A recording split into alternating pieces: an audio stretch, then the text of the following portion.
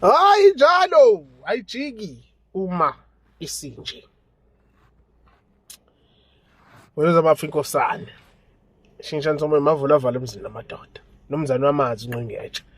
Dubulani into mzasesweni. Yebo, yini inyani lapha ekhaya. Kuyinakho mina ngoba afa. Soza bekhona. We sengibona ngifundiswa. We mayu. Hey, Albert. Ah, yeah, ne.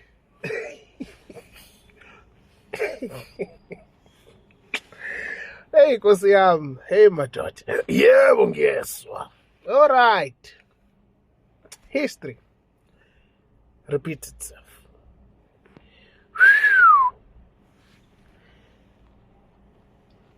IsiZulu-ke asiyijitshe siyibeke kwisiZulu. Okuke kwaba khona. Kusekhona. Kuyophinde kube khona. Kade ngangisho lento madoda. I think it's been it's been a long time saying this. I remember when I did my first live. Ngangafuna nokuyenza lento YouTube no bani. So they forced me. Bangivulela i-channel and all of that.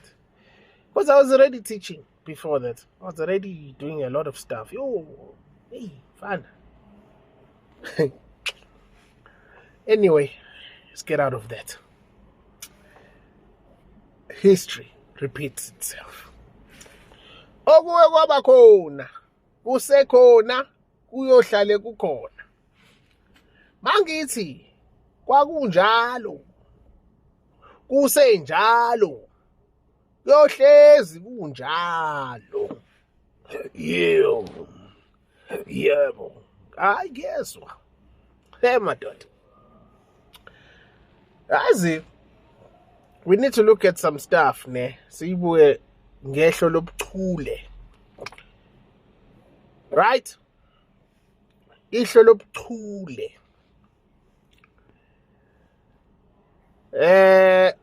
Ngeke sifane. Sonke. Ama rules ethu awasoza afana futhi sonke. Kunomuntu okumele enze njani? Avusisiswe. Kunomuntu okumele enze njani? Avuse ikhaya. Abafani labantu. Abafani labantu.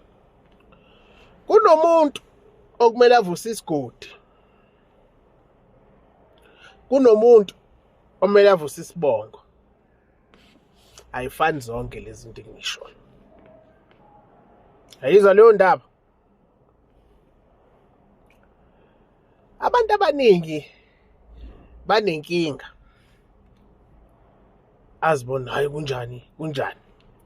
Modern society puts life in such a fast mode or fast track mode, and many things are portrayed differently to what our ancestral beings were exposed to.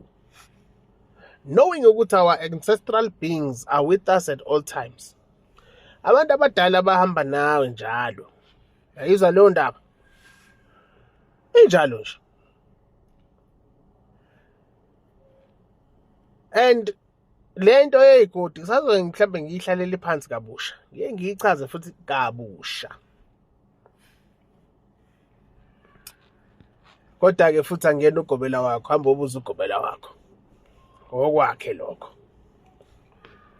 Yabona masikhuluma ngezinto uthi ziyabuya or history or it repeats itself and things like that.